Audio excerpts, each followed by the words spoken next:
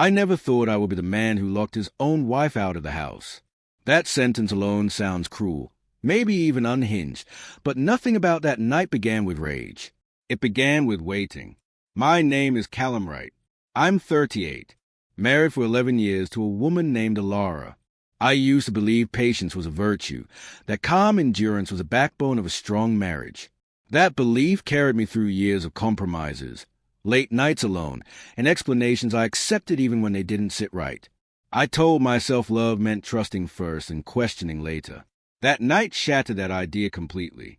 Ilara had always been social.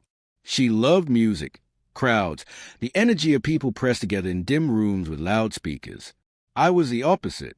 I liked quiet dinners, early mornings, routines that made life predictable. We used to balance each other. She'd pull me out of my shell. I'd give her something steady to come home to. Or at least that's how it used to be. Over the last year, her nights out became more frequent, more spontaneous, and more defensive. She stopped asking if I wanted to come. She stopped telling me where she was going. If I asked, I get a sigh, an eye roll, or a quick don't start. That Saturday night, she said she was meeting friends after dinner. She left wearing a dress I hadn't seen in years, the one she used to save for special occasions. She didn't kiss me goodbye. She didn't say what time she'd be back. Midnight came. Then 1. Then 2. I texted once. No reply. I told myself not to assume anything. Trust. Remember.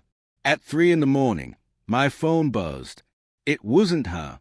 It was a photo from someone I didn't recognize.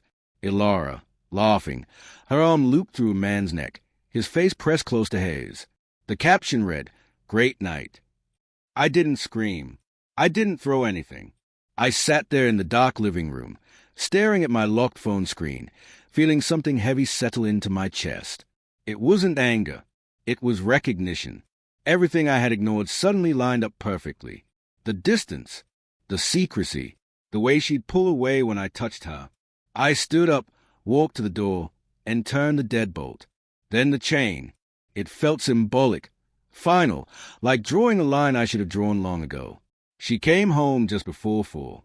I heard her heels first, then the knock. Light, casual. "Callum," she said, like this was all normal. I didn't answer. She knocked again, harder this time. Opened the door. I stayed silent. I watched from the hallway as a reflection shifted in the glass. Confusion turned into irritation. Then anger. She rattled the handle, checked her phone, knocked again. "Are you serious right now?" Still, I said nothing. Eventually, she left. I didn't know where she went, and for the first time in months, I didn't care. I barely slept. By morning, my head was clear in a way it hadn't been in years. No fog, no second-guessing. Just facts. Around 10, my phone rang. Her name lit up the screen. I almost ignored it. Almost. Something in me wanted to hear her voice, maybe to confirm what I already knew. I answered. She didn't yell. She didn't accuse. She cried. Not loud, dramatic sobs, but broken, uneven breaths. She said she was sorry. She said it didn't mean anything. She said she felt lost and lonely and didn't know how to tell me. That was the moment that broke me. Not the photo. Not the lie. Her call. Because I realized how familiar that loneliness sounded. It was the same loneliness I'd been carrying while sitting across from her on the couch. The same one I felt lying next to her while she scrolled through her phone. She hadn't been alone. She'd been choosing elsewhere. I told her she couldn't come back that day. I told her we needed space. My voice didn't shake. Hayes did. We didn't reconcile after that. There was no dramatic reunion, no sudden clarity that fixed everything. What happened instead was quieter, harder. We talked. We acknowledged the truth. Trust hadn't just cracked. It had eroded over time, and that night was simply the collapse.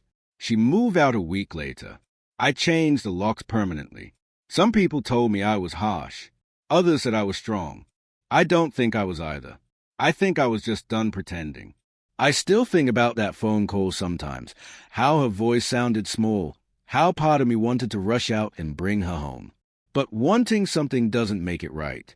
Locking her out wasn't about punishment. It was about protecting what was left of me.